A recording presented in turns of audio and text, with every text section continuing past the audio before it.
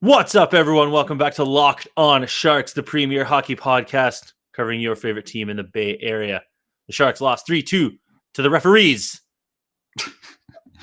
I don't know. They just did. That's the way it is. You just call it like you see it. Refs 3, Sharks 2.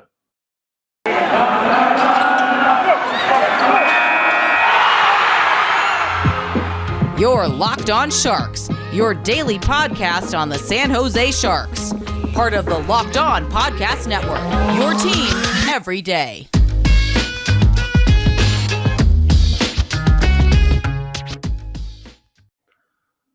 I'm your host, Kyle Demetrius. Back with me, as always, is co-host JD.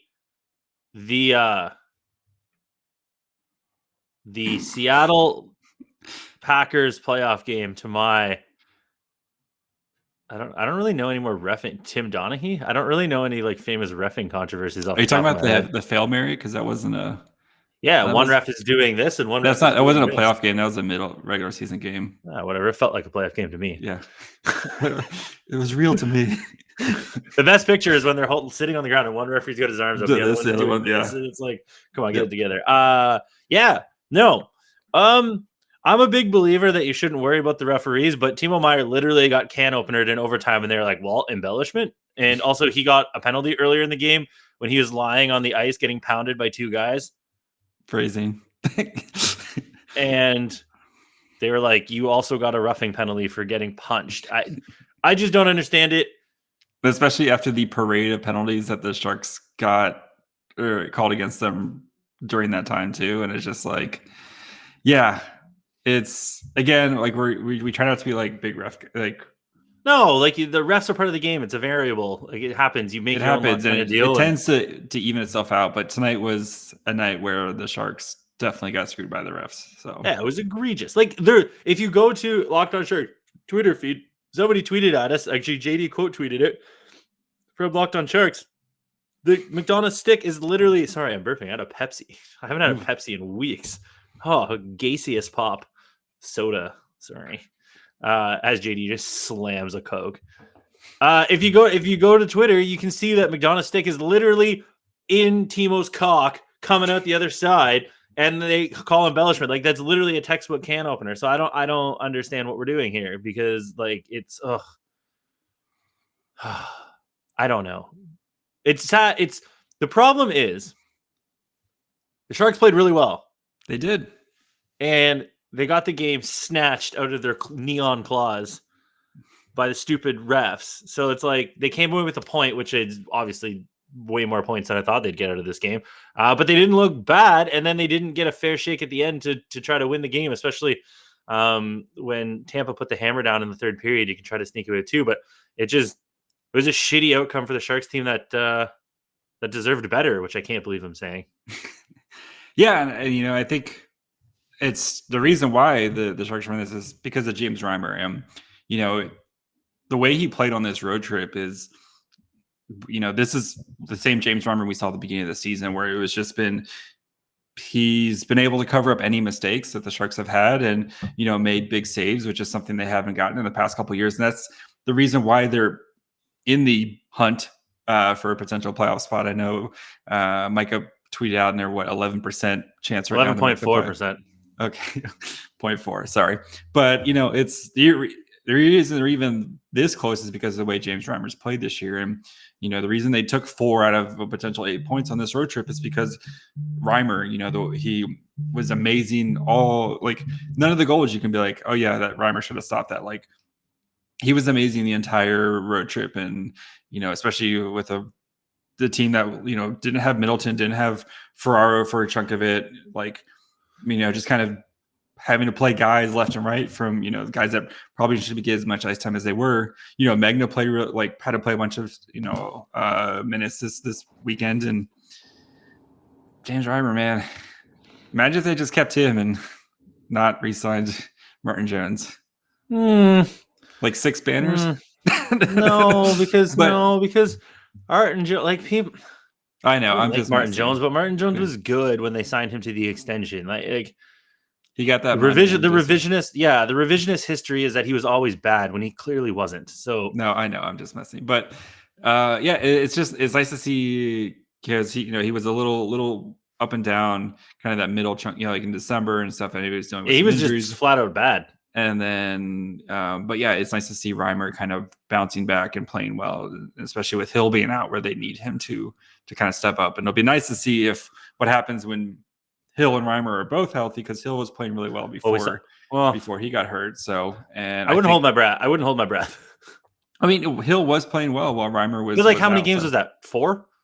But that's what they've been doing. They've literally just been taking turns playing 5 But games. that's the only 4-game stretch of the season where Hill's been anything close to good, other than the shutout against Calgary. But so right, like that's the problem, is that like when Hill comes back, they give Reimer time off, but then they lose games.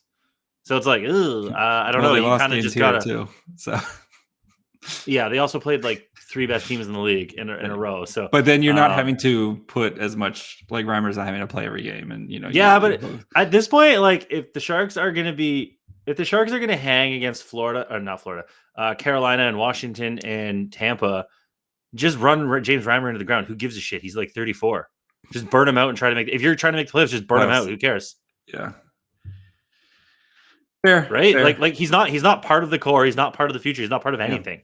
So just burn him out, run him into the ground. And he's playing well right now, so you might as well ride the magic right now. So it's weird what I'm saying, because like I've noticed he's one of these kind of players who kind of has this like underground cult fan base where just people like they don't care what team he's on, they just like rooting for him.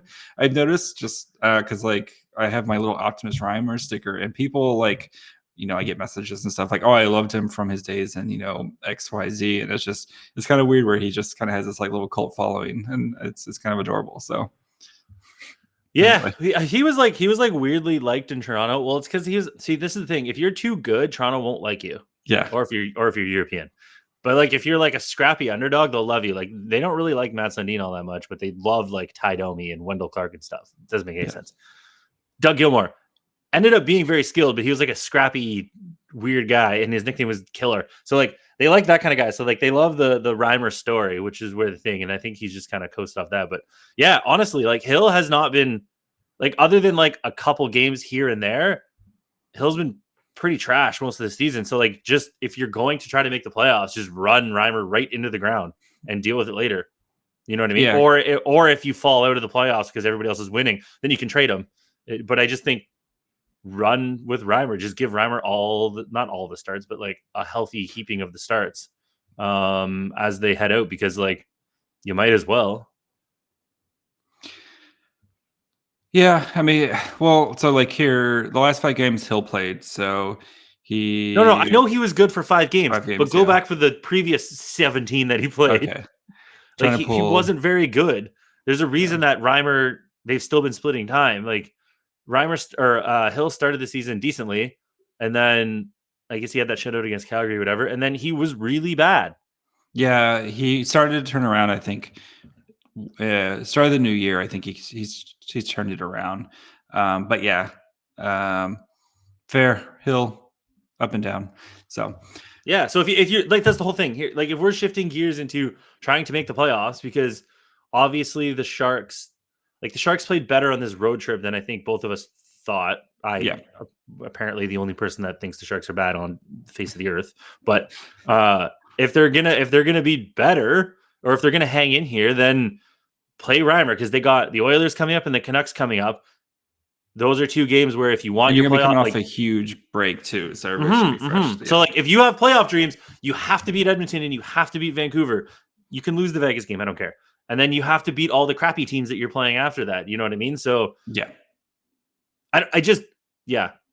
should we do Built Bars and then talk about something? Let's do Built Bars and then talk about something. We can talk about Built Bars first. One day I'm just going to read the ad copy word for word, and it'll be really funny. Just throw everybody for a loop.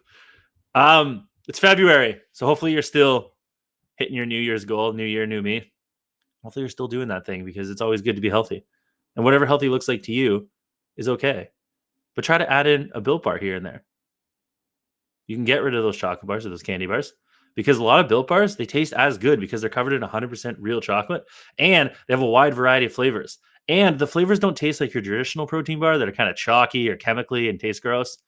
These flavors are really, really good. So you find your favorite. It could be coconut brownie. Could be double chocolate if you're a psycho. Could be peanut butter chocolate. Could be Rocky Road. Could be something they haven't come up with yet. The holidays are coming up. Easter. We're still waiting to see if they have a Peeps flavored. Maybe a mini egg flavored bar. That'd be good. But they have tons and tons of flavors, and you can always get a mix box to see which one you like most, or you can just buy a box of your favorites. And the good thing, too, is that when you scrap the chocolate bars for a Built Bar, you're being a little bit healthier because they're 130 calories, 4 grams of sugar, 4 net carbs, 17 grams of protein. Your traditional candy bar, 240 calories, 30 grams of sugar, and dozens of net carbs. So go get rid of some of that secret candy stash. Not all of it. Keep some. Everybody needs some Sour Patch Kids every once in a while. It's okay. Need some popcorn. But then you can backfill with some Built Bars. So go to the website, go to built.com, use promo code LOCKED15, just down here if you're watching, and get 50% off your order. Use promo code LOCKED15, LOCKED15 for 15% off at built.com. So the Sharks. The treadmill of medium. I just at this point, they just accept it. They're creamy meal. I'm not accepting it, but you got to give them credit for beating Washington. I'm not giving them credit for shit in that Florida game. I don't care what anybody says. I still think they played better in the Florida game than the Caps game, but anyway. They gave up. If you give up 50 shots, you're not playing good. I don't really care how many shots you take. You're not playing well. They played well. They hung in there against Carolina. They took them down to the wire, and then they just went to overtime against Tampa. So there's obviously something happening towards a playoff push, and they've got to hunt down some teams or keep some teams staved off. So when you go to the standings here, oops, I had it up. Technology is hard. When you go to the wild card standings, come on. Obviously, Edmonton's right there. Edmonton's right there. Dallas, Calgary, Vancouver, Winnipeg are all kind of those teams in the mix. St. Louis is way ahead in points, but they have 46 games played, or now 47 maybe. They're like 4, 5, 6 games up in played against everybody else. So they have to win these next. They have to start winning these games. Like, it was good that against this little murderer's row of a trip, they came out with 4 points out of 8. That's good for the teams they're playing. If they were on a trip against Edmonton, Vancouver, Calgary, these Pacific Dallas Division teams that they're going to be playing, that like where every point, those points matter more than points against Tampa and stuff like that. And when you play the best teams in the league, it's fine to like do what they did. It's just you have to start winning games now. When you have like Calgary's in the second wildcard spot with 48 points and 40 games played. San Jose also has 48 points, but they have 46 games played. So Calgary has 6 games to make up. Yep. If San Jose goes 500 over the next 6 games, and Calgary just needs to win like 2 games. You know what I mean? Like, that huge. Yeah. That's the thing was like if you look at the point percentage, like the Sharks right now, they are 19th when it comes to like point percentage. Okay. So like the teams above them are like the Ducks and the Oilers, the Kings and the Flames. Those are all those are all the teams you got to try to catch, going into it. It's kind of funny where it's like Vegas is 13th and the Flames are 14th. The Kings are 15th, the Oilers are 16th, and the Ducks are 17th. And then the Dallas is 18th. So it's like they're still there. They're still within reach, but like those Pacific games are really, really important for the Sharks. So and they have to hope for losing skids from LA. Well, so Anaheim, LA, and San Jose are all kind of even in games played. So like San Jose is 5 points back of LA, and they have the same amount of games played. So that's a little more manageable. But with your Calgarys and Edmontons and stuff like that, you got to hope that they go on a little bit of a losing stride so that you can kind of close that gap on the nights you're not playing. But I think the encouraging thing here is when you watch a game like tonight with Tampa at the end of a road trip, San Jose was in this game the whole time. Is it large part due to Reimer being awesome? Sure. But if he's going to continue to be awesome, then we're just going to have to ride that out when we're watching them. Yeah. And that's been their kind of key to success is get good goaltending, scrap out enough offense to try to win points. So, and I think kind of shifting gears to the offense. So it's nice to see kind of some of these guys who've been a little quiet recently, like Couture finally scored tonight. That was his first goal in 8 games, and like and during that same time, he's had 2 assists. So tonight he had classic Couture. Classic It's a good start. So hopefully long disappearing streak. So hopefully this will kind of get him going. You know, our beloved Rudy. That's his 4th goal in 5 games. You know, like, so he's come back from his knee injury and has looked the part. You know, we were a little worried about him kind of before that injury and that COVID streak. So, you know, and then like Dahlin's been, you know, like he's been chipping in, and like some of these other guys who've, you know, so it's not just Timo and Hurdle having to carry the load, and it's nice to see some of these other guys starting to contribute now. And I think if they can get some more even scoring and James Reimer can continue to play out of his mind, that's the path for them to make a playoff push. Yeah, and it's that plan is only going to work for this season only, because you can't rely on unsustainable goaltending benders and one line to go like team building. This is the only negative thing I'm going to say this whole podcast.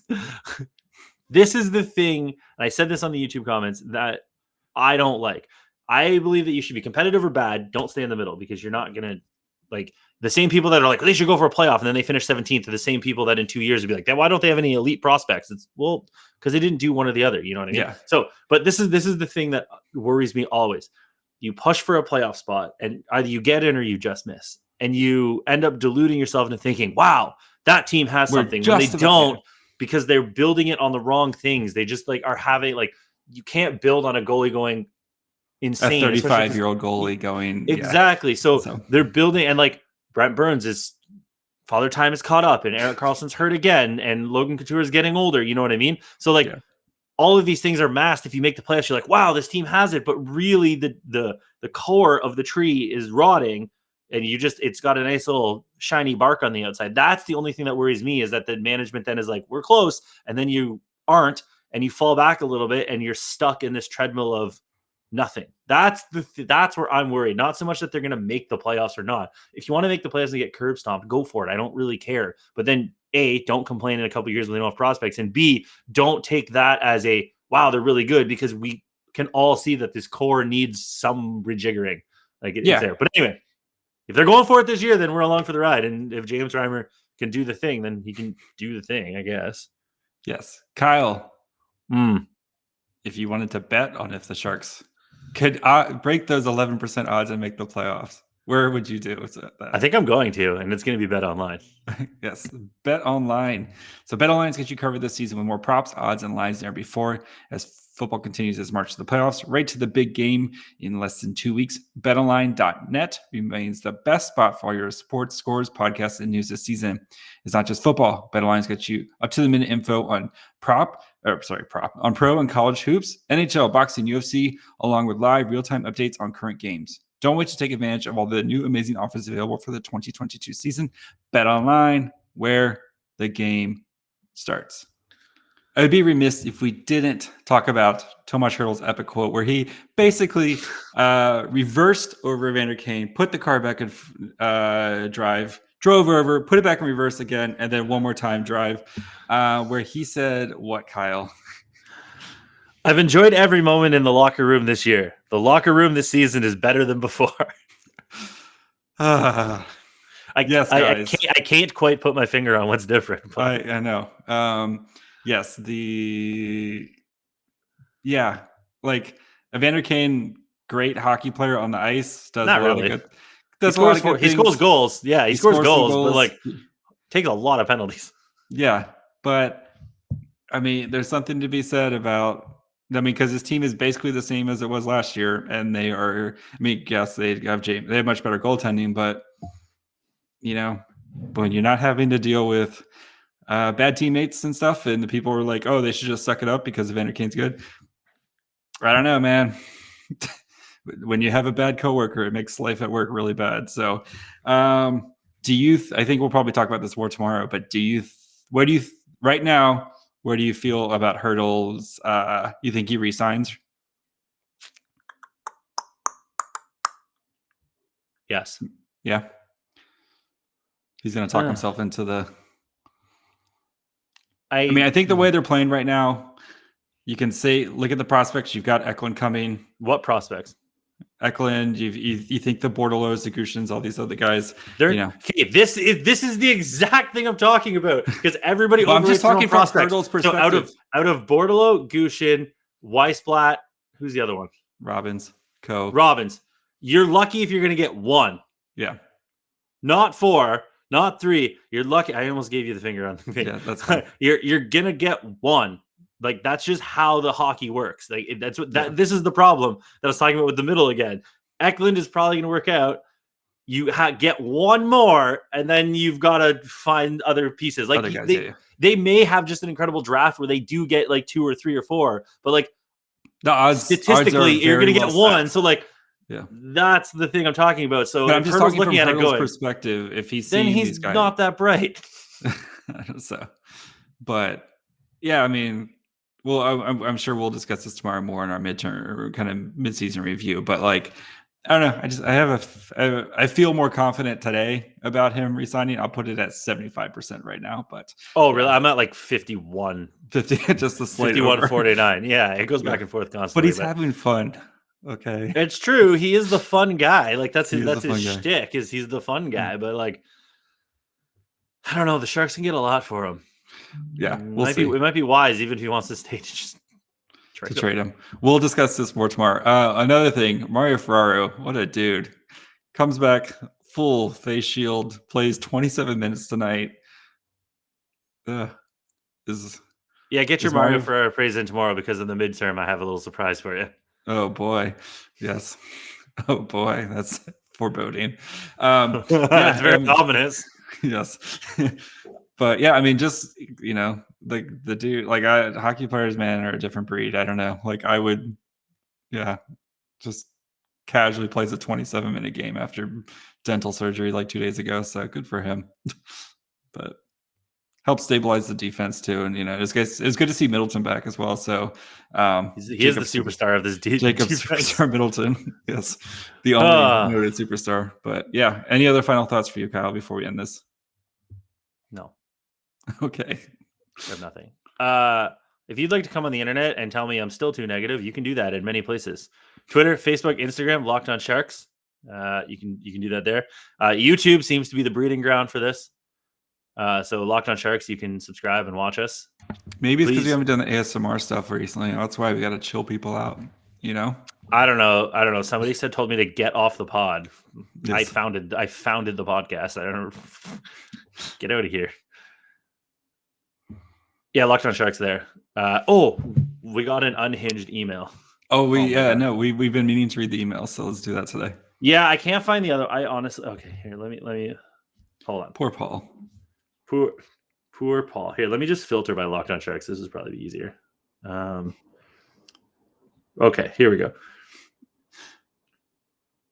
So from Steve on January 28th, said, when do we start manifesting Brad Lambert?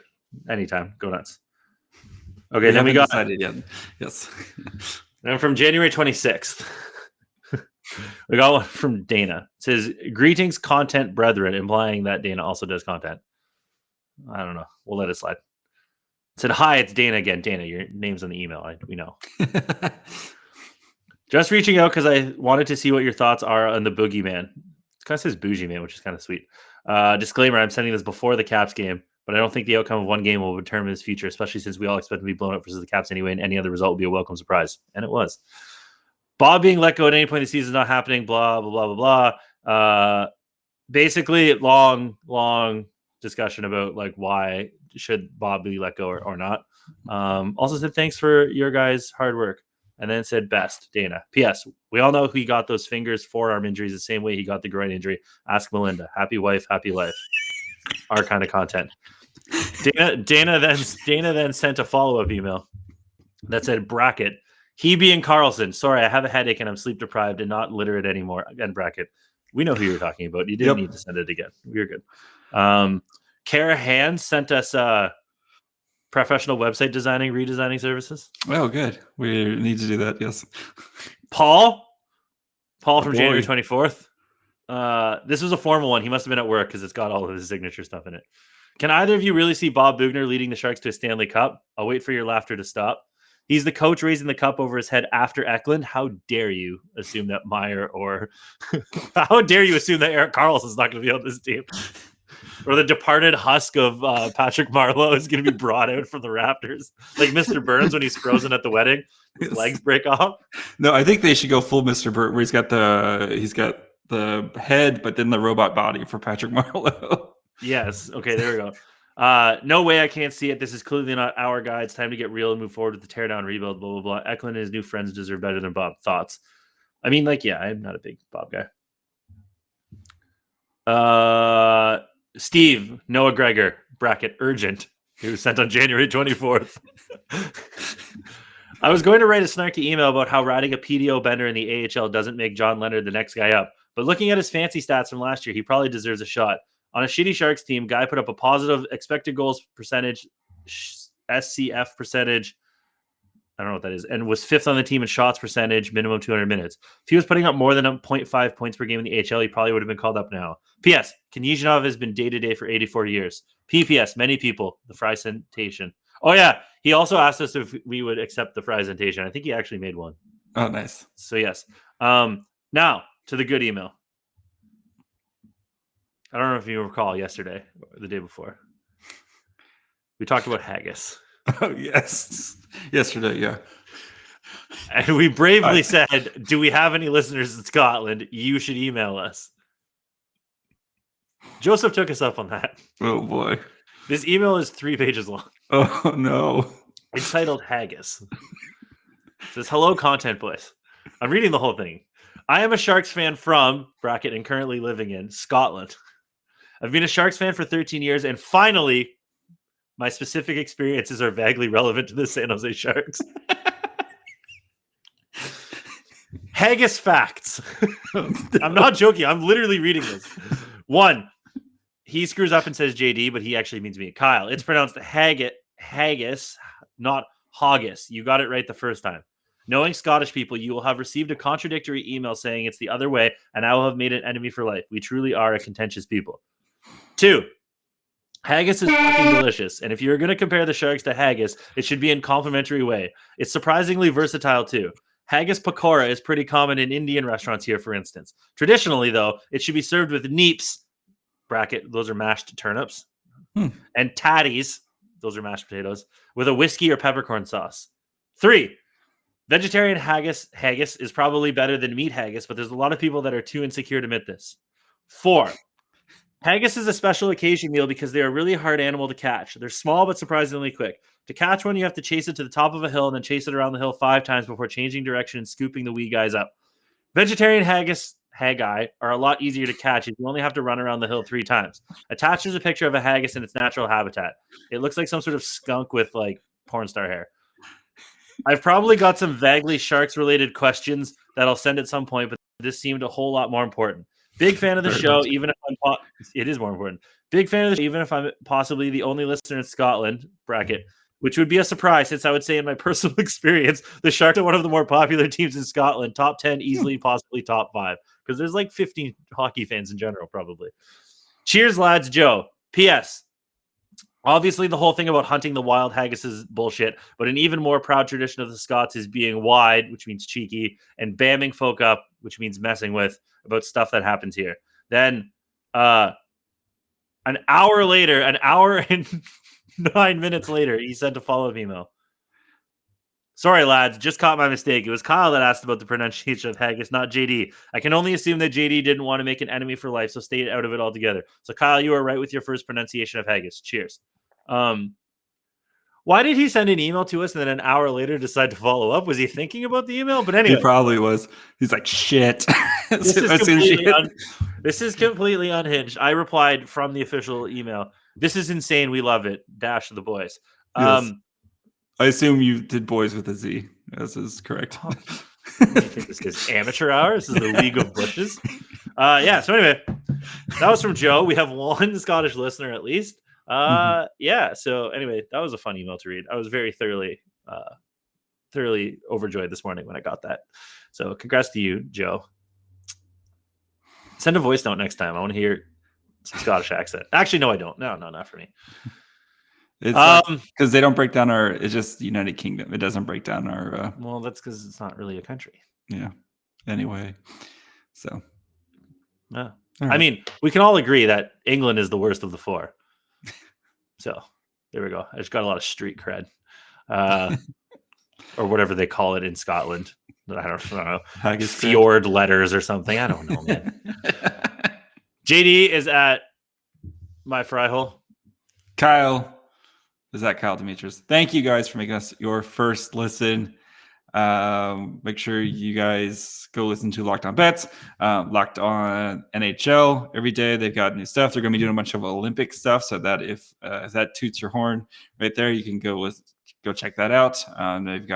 We actually have somebody over there in Beijing, so that's pretty cool. Yeah, go check out one of the other fine podcasts on the Locked On Network, such as Locked On Chargers. Yeah, sure. Go nuts.